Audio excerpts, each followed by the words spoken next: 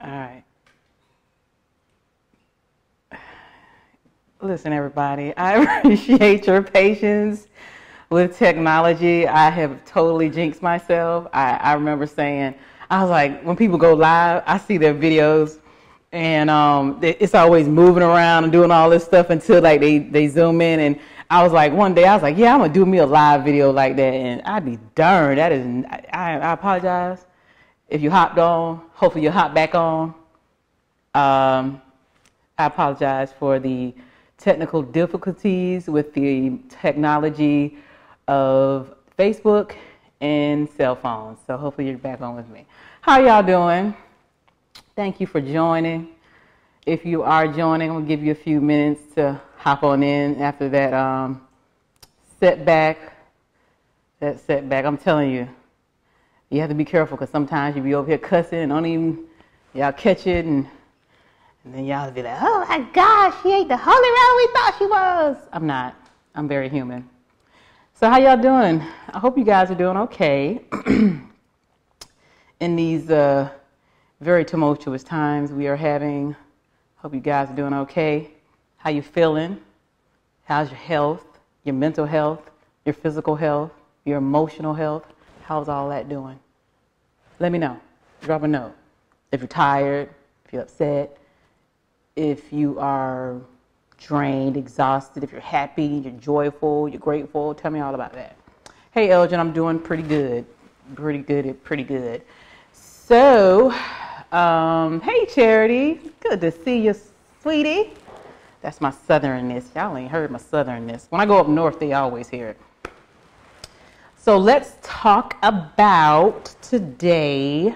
We're going to talk a little bit about, and I know, stay with me. Hey, Andre, a little bit about violence. As it relates to how impressionable children are and what they're picking up when we're talking about aggression, conflict resolution, and violence and how that's all, played out in different forms of media outlets. And we're going to have to really start talking about what is accessible, because I think it's starting to, it kind of already has desensitized people to violence, especially young people. I'm really more concerned about young people because they're the most, impressionable, and they're still in the process of learning, and we have to teach them. And I'm not saying that when we get older we don't learn, because we absolutely do. But I think that what's happening is there's a different level of development between adults, young adults, and young people. And so the reason why I wanted to bring that up is because I saw a video, and it's a skit. And so this lady is in this relationship with this guy, and she's like, she's completely off and on. So she's like really aggressive, and then she's like, oh, sweet. And whenever she's trying to get him to listen to her or do what she says, she'll pull a gun out on him. And while as an adult, I can definitely put that into context because I'm older and I would know better, but I'm thinking about how a young person may, perceive that. And so I got to thinking about the different ways in which violence is, pretty much input into us. It's either TV or movies, video games, videos. It's essentially everywhere. And then sometimes, a lot of the times, even in our environments. And so what happens is that type of behavior gets normalized. Hey, Dominique, see me on your necklace. So I really want to talk about it. And the reason being is because I know y'all gotta be honest. You are seeing the level of what kids are able to do and be exposed to at an early age, and I'm curious and concerned about the impact that it has on how they view violence and understand the overall outcome of it, the harm of it, and the consequences of it, and when you have to be held accountable for certain types of harm. And I think if we don't do a good job of having a line of demarcation, our lines are going to continue to get blurred, and things are going to be acceptable that I don't believe that is intentional. And we don't want to become to the point where we're not saying, hey, talking to kids and putting things into context, right? So I'll give you like an example. I took some notes, I tried to. Hey, y'all. And hey, Thor, Michelle. Hey, Michelle, all the way from, I think you're in Australia. Miss Pauline, hey, Mississippi Love in the house. You know what? Shout out to you, Pauline. And the person I listen to quite often, not from out of there, is David Banner. Is he from either Mississippi or Alabama? One of those.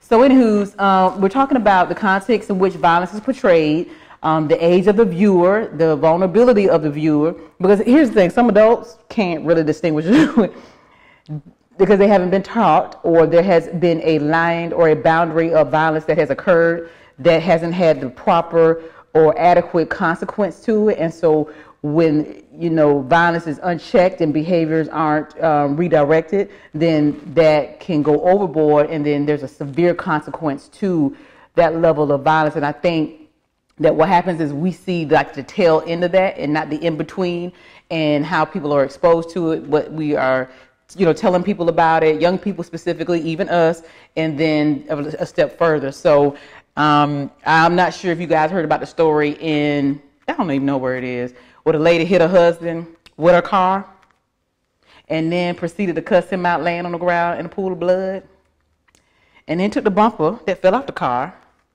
and hit him with it and spit on him. Okay, here's the deal, y'all. Seriously. This is not a laughing matter. I don't even know where to begin with that. Since when did that type of behavior become the norm? Because let's just be honest, the amount of videos that I see that are shared on social media outlets about beefs and fights are bananas. I'm talking about millions of views for behavior that has severe consequences up until death. And so I'm thinking that somewhere along the line, we didn't have conversations, or maybe we wasn't taught, or we're not teaching, me included, our children what is okay and what's not. Like if you're looking at certain movies, I think that obviously they have a rating context. Legislators can't come to your home and, guard you against content. So this is something that's solely on our environment, our control, and the parental aspects of what we're supposed to do. So that's one aspect of it. But the other aspect of it is like, what are we doing within our own environments, and how we can do a better job at putting things in the context for kids so that they don't believe that these types of behaviors are the norm and that they're okay. Because I think a lot of people do. So much so that you have parents that do it so normally that the kids do it, and it's insane. If your children in their teenage years and they getting into beefs and fights, and you grown person, a grown adult, and you're getting involved in that's a huge red flag. Like not being able to join in and going up to people's schools. I ain't never heard anything like that in my life. I know when I was in school back in the day, we had to walk 20 miles in the snow. I'm lying. I'm joking. We ain't have to do that. Thank God for school buses and integration. Maybe not. But I know in school, I don't recall a parent coming up to the school and resolving any type of high school beef or middle school beef. So like this whole, way in which we interact with one another, govern how we deal with conflict and all of that, we're going to have to check that, because it's out of control. We're desensitized to it. We're normalizing it. And what's happening is people are dying. Okay, so we're going to have to talk about that just a little bit. I'm just saying. Y'all let me know what you think. He is a Mississippian. Okay, that's what I thought. Don't make me start. Anyway. So, hey, Joshua. So, we're talking about the portrayal of aggression and violence in the video games, TV, film, graphic novels, music. Yeah. And it has real life harm on victims that endure it. And so, think about the guy, the fellow who went to the protest with his gun. Like, first of all, he had been groomed in an environment where that's okay, right? So then we're talking about the environmental aspect of the socializing of that type of behavior. And then him wanting to be an officer, or trying to be at one point. And then, him being able to take an AK or an AR or whatever, it was, assault rifle, down to a protest, and he was driven by his mom. And then, got into an environment where he, he killed someone and injured somebody else. You see what I'm saying? And I just don't recall, like, what. We're going to have to figure that out, because I think it's bad. And then you had a lady, a news person, radio personality in Boston, a woman that was just fired for inciting that type of violence. And what she essentially said was that the officers and the snipers should come there and shoot any protester on spot. And you see what I'm saying? Like, this has become like something that is in some way normalized, and that's not right. She lost her job, rightfully so. And the thing about it is she got comfortable with being able to say that type of thing with her following, and I don't know how many it was, but you have people who listen to that, who are impressionable, who believe that this is okay, and there's a lot of consequences that are not normally publicized, and we don't. And I think what's happening is kids don't seem to be able to distinguish that fantasy versus reality. You know what I mean? Like entertainment versus reality. And there's again a very blurred line between what is acceptable and what is not. And then if we're not really showing ways in which people can conflict resolution, if we're not teaching that, then that's even more harmful. Put them in an environment where there's a lot of chaos, dysfunction, and fighting, then what's going to happen is that's just going to be normal to them. And so when we sit back, and to some people, we're like, man, they're carrying on, acting like that, and it's crazy. That's what we're thinking. And to them, it's not. That is very normal for them. As a matter of fact, if you ain't, clocking somebody, it ain't normal. If you're not literally, defending yourself or your honor, or, clapping back or whatever at somebody, then that's not normal. And it's also associated with being weak, as opposed to giving those opportunities to teach people how to conflict, And I think I think we need a balance. Right now, we are completely out of balance. And when things are out of balance, obviously things get, really troublesome. And I just think that it's an opportunity for us to properly put things into context, especially in our environments and what we are able to control. I do want to ask you all, do you think that the lines are being blurred, or do you think we just have more exposure to violence because of the technology advancement? So y'all let me know what you think. Hey, Matt. Hey, James. Hey, Charles Harpin. We are normalizing negative behaviors in relationships. Facts. That's a good one. It is. And speaking of, I think about my young adults. I have young adults. And, what it is that when things take place, and also it was a gentleman, which I'm going to get into next week, who posted just some very disturbing information about how he grew up in the level of emotional, physical, and verbal violence that he, ensued in their environment growing up. And I'm glad he was able to recognize now that obviously that was wrong. He's probably felt that way for some time, but he voiced it on Facebook. And so what happens is we have people in relationships that are very dysfunctional, unhealthy, and they're toxic. And unfortunately, we raise our kids up in it, and they see this dysfunction, and they believe that that's normal. And so in the world, when they are, living their lives, and they're having trouble in their relationships, if at some point they're not exposed or know that that's wrong, and say, you know what, I don't want to live like that, then you got the other half that's like, I don't want to be like them, I want something normal. That's totally possible. I'm not saying that doesn't exist. But what I am saying is that if that is something that is deemed as normal, you'll run across people who aren't able to function without some type of friction, because they attribute that to being in a relationship.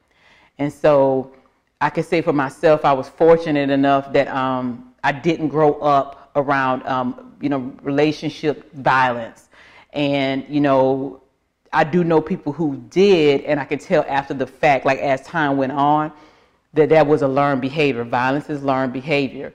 And so let me give you an example, like with my baby girl. When she was a little girl, and I first started to get her Hold on, y'all. Matthew, when I look at movies for the last 2 decades, it's hard to find one that doesn't include violence. This country was founded on it. Absolutely. And that's another thing. I'm glad you said that because people, I think I heard the comment today about the lady and it's like, oh, that's so un-American. And I was like, but it's so very American. And that's the problem because we don't understand, truly the violence of it. And I'm not even just talking about from what was done in slavery, because that's a whole nother beast to unpack, but just the wars and the genocide and the brutality of bullying other countries and the violence that took place in that and the reasoning for it is it's really hard to really take in one day, So anyway, that aside, but let me tell you about my baby girl. When we first started getting her, when I got out of prison and I was going back through pretrial, she had this thing. She's like 3 going on 4. And she had this thing where she would hit people. So she would come over and see my twins. We didn't, that's not something we did. And when she came over, she was, just, something didn't go away, boom, she hit you. Something she didn't like, boom, she wanted that, boom, she hit you. And that was a behavior that we had to redirect her out of completely, because it had the potential to be very bad if unchecked. And see, that is the responsibility of me. And, she's in 2 different households. We co-parent.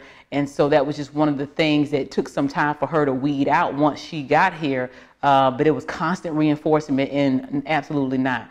And now, she's very good about using her words when she's frustrated. Even if she's frustrated or angry or upset, I let her be upset. We ain't running around tearing up stuff because that's not happening either. You can get your own house. You can tear it all up you want to, but we ain't doing that over here. So she'll cry, she'll be upset, and I'll allow her to, cry. Okay, get your frustrations out, and then I ask her to talk me through it. And that's with wisdom. Trust me, I wasn't doing that with the twins. Sorry, Hamlin Lincoln. Love you. But no. So I have evolved as a parent. And I'm saying that to say that when we were young and the way that we handled certain situations, if we weren't taught any different, we're probably more than likely are going to do what we know, what we're comfortable with based on what we were taught, until we run into an instance where somebody's like, probably not a good idea, or we evolve, we read something, or we see somebody else do something that lets us know there's a better way to handle that. And I think even in the time when you're in relationships, because they're tough. And I would, I don't think there's anybody who hasn't had a level of argument or disagreement get, to the point where it was out of control or close to it. I don't think, anybody is immune from that. I think what happens is it gives you an idea for us to know how far and what we're willing to be a part of. And what I mean by that is if you have a zero tolerance for any type of violence or any type of, those type of things, and if it takes place, and, some instances where people, that do it, it's the first time and they get like the really hard, no, I'm out. That's a consequence of, that type of behavior. If you're someone who says, okay, I'm going to draw a line in the sand after that incident takes place, and I'm going to draw a line in the sand. And if that, meaning you'll get a second chance, or we're going to see if you could not do that again. And if that line is crossed, then you're out. Again, that's a consequence.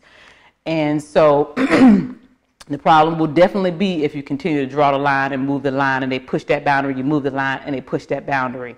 And that is how we get into the statistics that we have today in terms of relationships. Did you realize there's like 10 million people? 10 million people who deal with intimate partner violence a year. That's a lot. That's a whole lot. Do you realize that to give you these statistics, 1 in 4 women and 1 in 10 men experience either some form of sexual violence, physical violence, stalking, or intimate partner violence during their lifetime. So check this out. 4 other people, 4 other men, random, your friends, people, whatever, co-workers, 4 people. 1 in 4 of them is a victim of some type of violence, intimate partner violence. And say I know 10 men, which I can tell you I know 10 men even on my Go Live right now. So that means one of those 10 men have experienced some form of violence, and that's a high number. So if you got 5,000 friends, do the math. That's a lot on just your Facebook. You know what I mean? So, somebody doing the violence if we got those kind of numbers. And if we have those kind of numbers, then that means there's something that's really, prevalent, and it's something that I thought was worth talking about. And I believe that the accessibility to content that is not regulated and questionable, not censored, is at our fingertips 24 hours a day. And have you ever sat on your phone and watched like a video and just reel after reel after reel? Like, I could watch YouTube all day personally. I don't need to watch TV. But I also have the ability to find what content I want to look at. And if I was someone who was into that, which is a whole nother psychological thing, because some people dopamine levels rise when they see that type of violence. And so that's a whole nother, I'm not no psychologist, boo, none of that, but I'm just saying. But I have the access to do it. So if you have children or young adults who have that accessibility to a device, you can only imagine if I'm not able to censor what it is that they see or censor, what they're watching on TV. We got to be able to monitor what it is that they're watching on their phones and things like that, because too much of that, can take root. Imagery is powerful. We know that. That's how we learn for the most part. Thornton says, it's said that hurt people, and it is usually the person closest to them. True indeed. True indeed. I know I've experienced it. I'm pretty sure other people have. I have been in a position where I may not have, been a person who's a physically, violent person, but I've been in a position where I was guarded and experienced some level of hurt or PTSD that made me very hypervigilant. And so what that does is put you on guard, and at least a little bit of, don't breathe behind me. You know what I mean?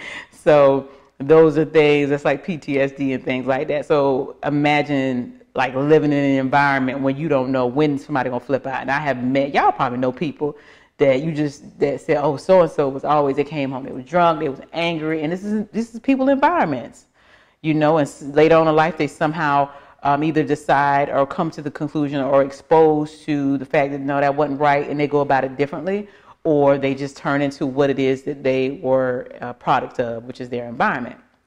So let me see here. I think this is good to know. 23.2% of women and 13.9% of men have experienced severe physical violence by an intimate partner. So that video I saw, y'all just like that beating folks up, beating them down. I'm trying to tell y'all, this is not normal. We're going to have to figure this out. People are dying. People are getting locked up for being in relationships and don't know how to handle it. Not good.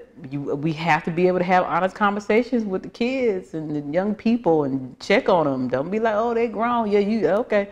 I'm be 40 on Monday, and I need my mom and dad still in a different capacity, but I need them. But I also need the counsel of really good friends. I have my sister, I got my bestie. These are the kind of people that I can call if something's going on and talk me off a ledge if I ever get to that point. I'm a different place in my life now where I try to avoid things that make me look like I'm going to have to get on a ladder and get to a ledge. And that's just from learning and knowing who I am too. Tangi Sands, hey babes, just jumping in. Hey, bring me up to speed. Okay, we're talking about violence, the prevalence, the imagery of violence, and how prevalent it is in all of our media forms and what we can do to counteract that with our kids, because if it's in their music and everywhere else, and so a lot of the times in their environment, that's a whole lot of violence being learned. And what we're not doing is unlearning that and showing them different ways of dealing with conflict or avoiding conflict and violent and how to resolve issues. So that's what we're talking about. Paul Davis, I think violence today comes from people that lack the ability to properly communicate. Yeah. And grew up watching my dad beat my mom. Oh man, but I've never touched a woman. Well, thank God. I wouldn't dare put someone through that. And I appreciate that. Dominique, we have to be taught how to communicate. That's a big thing. Do you all, answer me this, do you all think our communication is getting any better with the use of devices? Because, excuse me, let me get a drink of water. Don't be looking at me like that. I'm quarantined at home. I'm looking at some of like the communication on like social media apps, and some people text, and some people just can't spell. And I know some of that stuff is abbreviated, but if you're texting and we're not face to face sometimes, or we're not calling one another up, or we don't have a plan for how we're going to handle conflict, which is huge.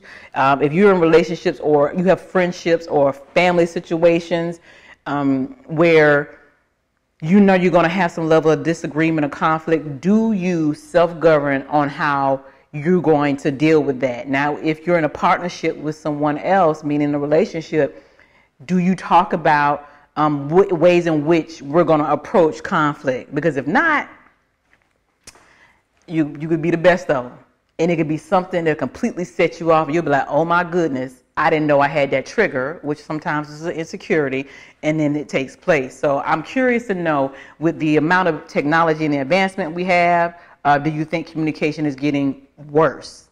My opinion is it absolutely is, because we have taken technology and where it was supposed to assist us, it has basically removed or replaced the proper learnings and teachings of how to communicate. That's just my thoughts. Y'all tell me what you think.